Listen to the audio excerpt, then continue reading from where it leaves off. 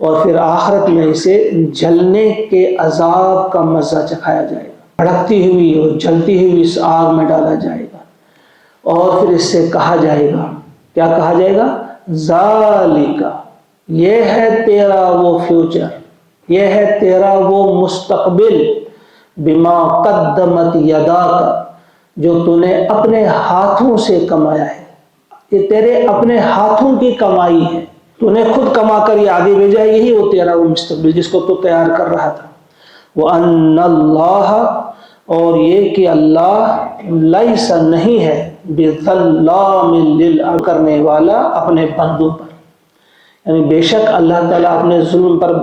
اپنے بندوں پر ظلم کرنے والا نہیں ہے۔ تو یہاں اس کے ساتھ اس کا کیا رابطہ ہے